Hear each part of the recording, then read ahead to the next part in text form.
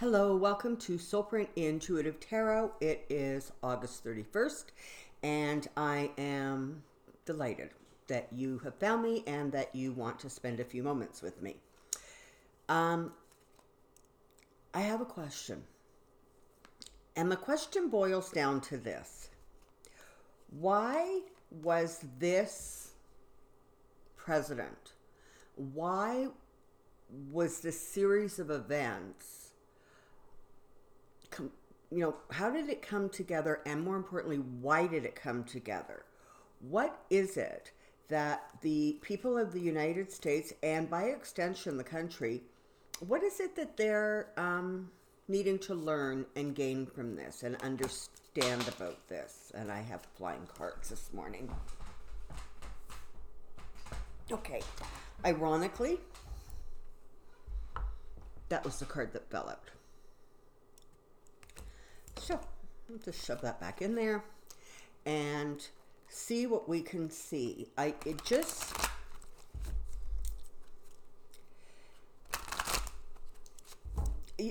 is the thing, right? When something goes wrong, right? We have sort of two instinctive reactions to it, right? One is to immediately correct, right? So you get in somebody's way and you immediately pull back and correct. You say the wrong thing, you immediately pull back and apologize. It is one of the sort of almost instinctive reactions we have when things don't go quite the way we expected them to. And the other reaction we have is more along the lines of spilt milk, okay? The milk is spilt. The glass is on the floor. You're not going to put that milk back in that glass. So the only way that you can actually fix the problem of the spilt milk, because you can't do the automatic pullback, right? It's on the ground. The only way you can correct that is to mop up the mess, pick up the glass, get a new glass, pour more milk, and start again. And with the United States, it very, very much feels like this is a spilt milk kind of scenario, because the instinct, as soon as everybody realized, oh my God, this idiot is going to be our president, was, okay, how do we get him out? How do we get him out? Let's get him out of office. Right? All of the passion and all of the fury that was created after the effect, there was no instant correction. It literally became milk on the floor. It had to be corrected kind of in a slow, painful, and methodical way. So that's what we're looking at today. I want to see sort of if we can get some insight in literally what it was and why it was that the United States was put in this position where they had to learn this lesson, and of course, by extension, globally. So come on down, let's see what we can find out this morning.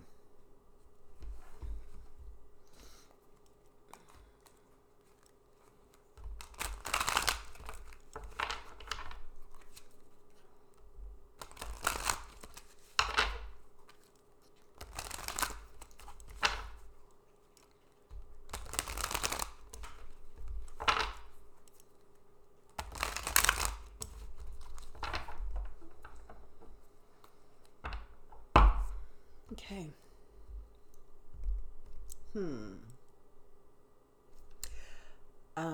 What lesson learned? What lesson learned? What lesson learned? And I'm just going to pull my mic a little bit closer. Okay. So,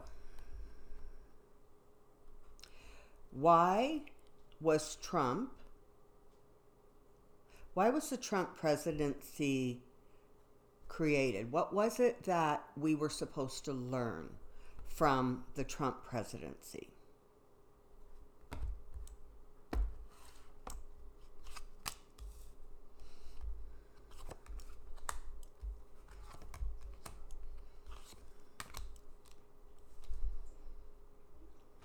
Okay. So this is sort of how it unfolded, if you will. he, in his own way, gave birth, created an environment where all those people who were feeling as if the political correctness has gone too far, as if the welcoming people into their land had gone too far, the people who felt like their jobs were being taken away by others, they had been pushed too far. And, somebody just didn't tell them that, sometimes jobs just fade. I mean, come on.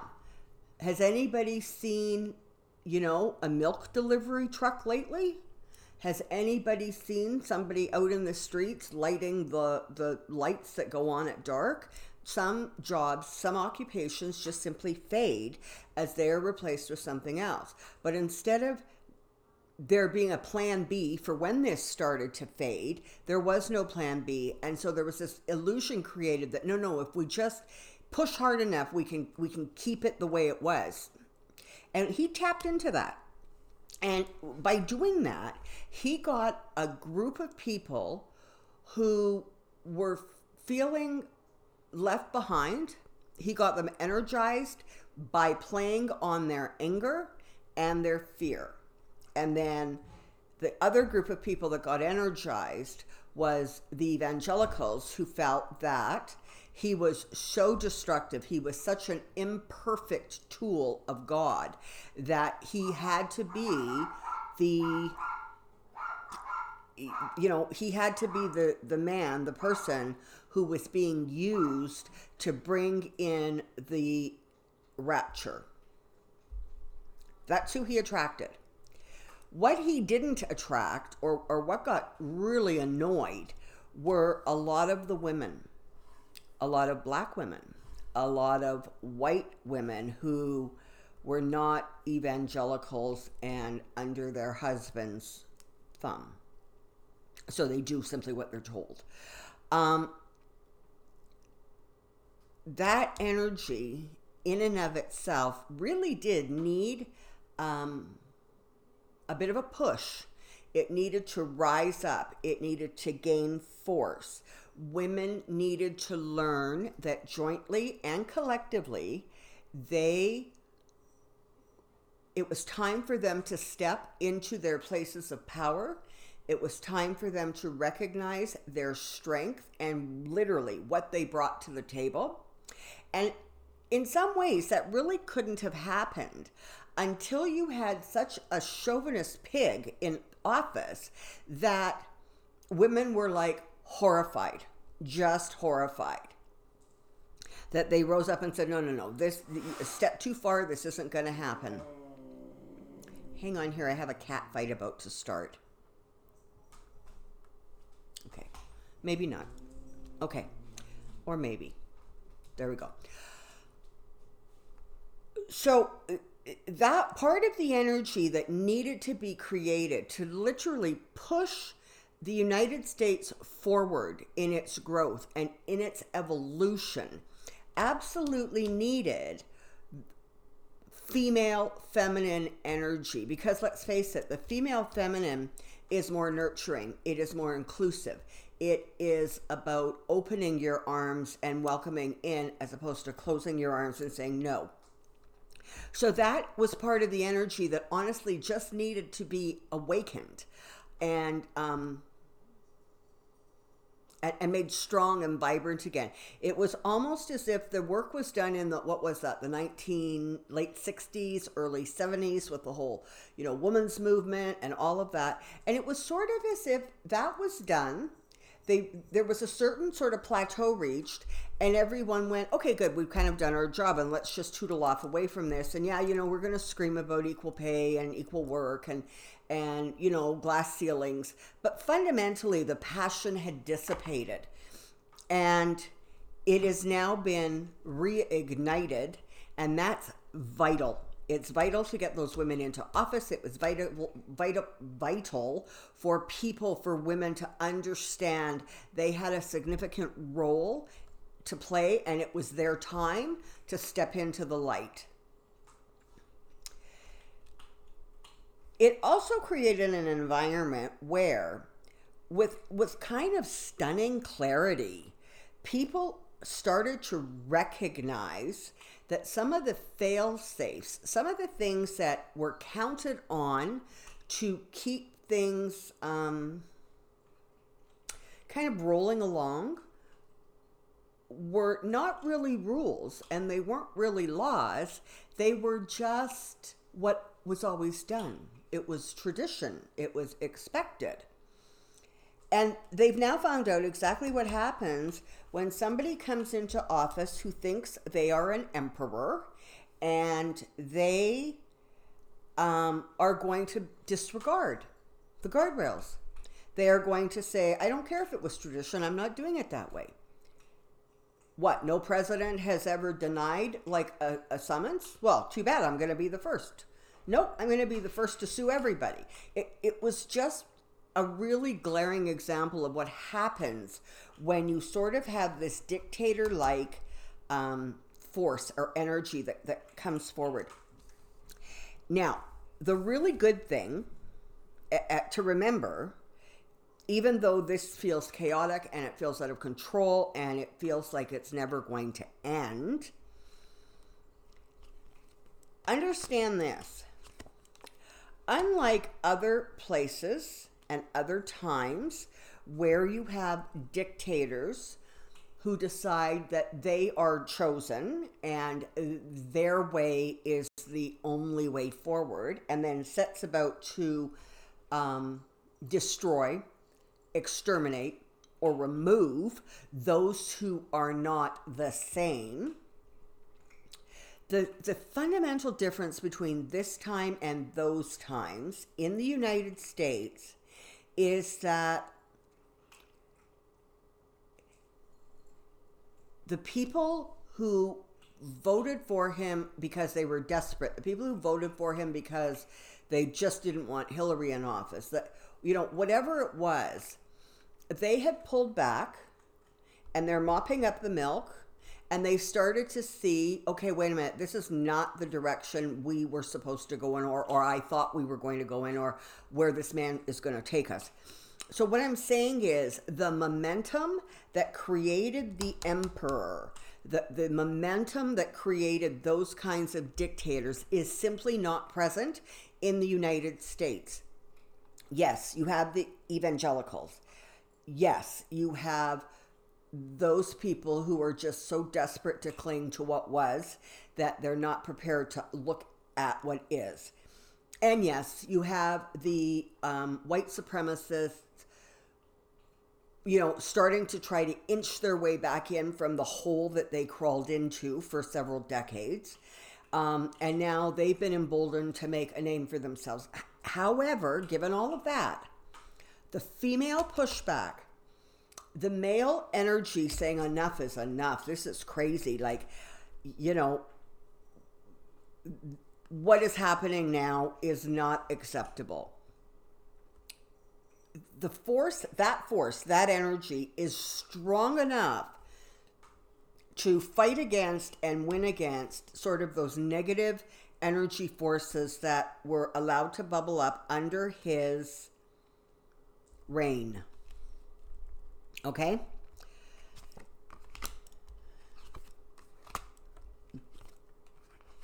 Okay. In some ways, it was as if the United States was given a tremendous gift in that they were given the opportunity to have a change of fortune in a way that allowed them to look very, very clearly at the spilt milk on the floor and realize that it was time that some things simply needed change. It wasn't enough to kind of go back. There were some things that fundamentally needed to be changed, things that people actually never really gave a lot of consideration to because, again, they were traditions. They were what was considered the norm.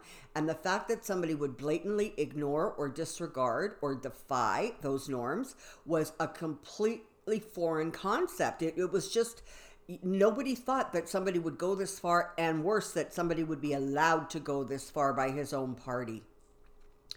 But that change of fortune, that sudden jarring of what was into what is now, has created a couple of really amazing things. It has created a reality where the average person, I mean, come on, y'all knew for a long time that the 1% of the 1% were really the only people in the country that had any wealth. But it was sort of accepted. It was kind of like, well, that's sort of, I guess, the way it should be, capitalist society. I guess that's how it works. Well, what has happened now is people are pushing back and saying, you know what? You have that much money. You are obligated to share. You are obligated to work to some degree for the good of all. And so it has brought a lot of that sort of corruption that was behind the scenes, the inequities that were just either hidden or accepted. It's allowed those things to come into focus so a better balance can be achieved. And by doing that, you create an environment for unparalleled growth and recovery because, you know, you have the wisdom. I mean, for viewers of a certain generation, like myself, you probably have caught yourself saying, I wish I knew what I know now then, because I would have made different choices. Now, sometimes the choices you make sort of are destined, right? There's kind of the path that you needed to follow. Sometimes the choices you made were made because you just weren't interested, or you were lazy, or you didn't have any fight left in you, and we've all done that. But what you have now is not only a segment of a certain age of the population, but you have the younger and younger and younger ones getting a first-hand performance of what happens when this emperor energy comes into play and nobody stops it. And so they, bless them so much, they are getting the wisdom early. They're actually getting the wisdom at a time where they can do something with it. The millennials, the 20-year-olds, the 30-year-olds. Literally, our future, your future, is in their hands because they're the ones who are saying enough is enough with this. They're getting the wisdom early. And what a tremendous blessing that is. Now,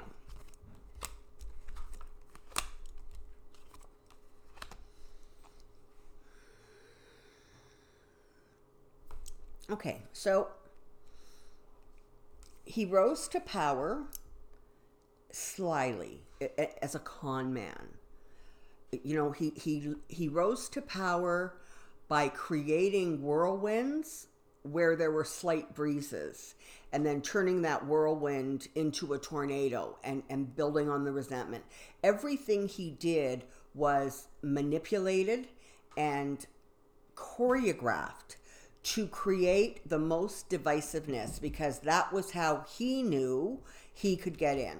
Whether he thought he was going to be able to do it or not, that was the strategy.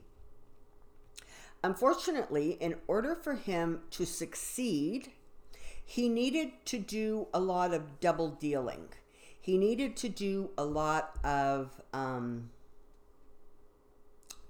you scratch my back, I'll scratch yours. And because his fundamental character is selfish and greedy, and he just wants to hold and retain everything for his own, it created this really unusual situation where you have the leader of the United States literally so greedy and so selfish that they end up beholden to all kinds of people all around the world and all countries, whether they are allies or not. Okay, so that's what got us here. What happens next?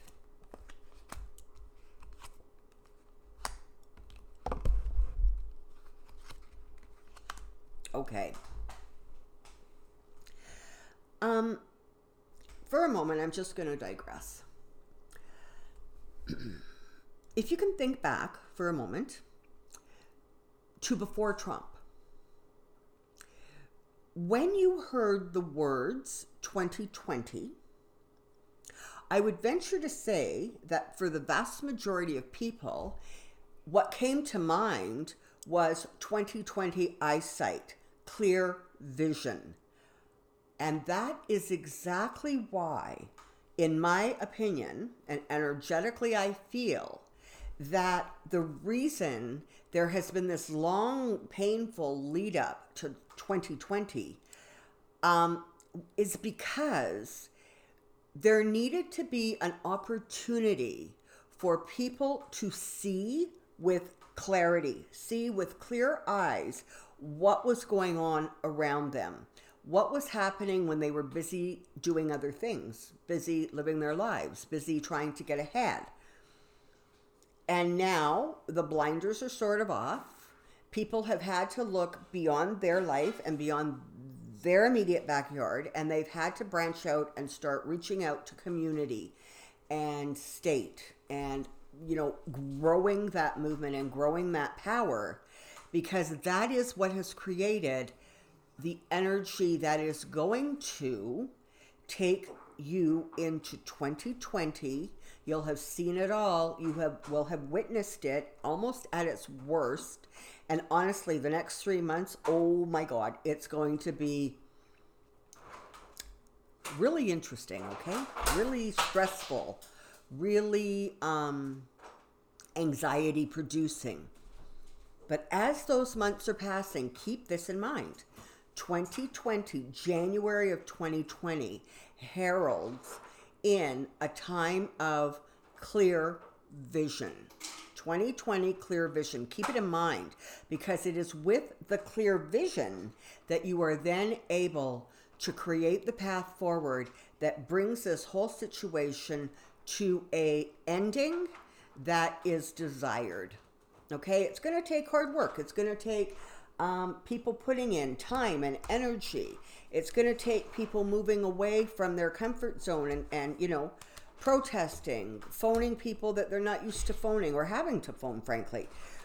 But that energy is mounting and growing. And by time you hit 2020, you are going to have the power as people come together and create sort of unity, okay? You're literally going to be able to bring this situation to a close and create a new beginning with new hope. And you can get the insanity, the chaos, the stealing, the underhandedness, all of that is going to go by the wayside, because on some level you are literally going to be able to bring in a kind of clarity that allows for a better balance. It allows for people to not be left out in the cold, for people to have things offered to them where before they never were, to have opportunities that were once out of reach, and to bring the financial corruption under control. So, I'm thinking that this was sort of intended to be, that's the one that stayed on the bottom, intended to be, this is a reading that lets you understand you have choices and you have power. People have released their power to big institutions for far too long, and it's time to claim it back. The people have the power, and what the last 2.5 years has taught them is that their power is formidable. They have the control, and they could wrestle that control back from people who shouldn't be having it and create the environment and the life that they want to have. So, hopefully that was insightful, and hopefully that was helpful to you. So, just quick. Come here, little buddy. Come here. Atticus wants to say hello. He wants to say thank you for all the lovely compliments. I'm very grateful to people who just think I'm adorable, although I do agree. It says, happy Labor Day weekend, people. I'm going to spend my time snuggling and cuddling. There you go. Bye, sweetie. Okay, so it is the Labor Day weekend. I personally am planning on taking Sunday and Monday off. I need some recharging time.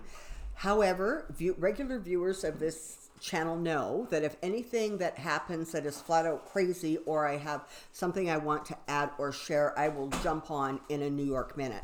So for the weekend, enjoy yourself, find your Zen. And while you're finding that Zen, give some serious thought to exactly how powerful you are and how powerful your energy is. And what happens when you join together with like-minded people, you create the perfect environment to manifest the changes you want. So, on that note, take care, be well, and until next time, I'll see you then. Bye-bye.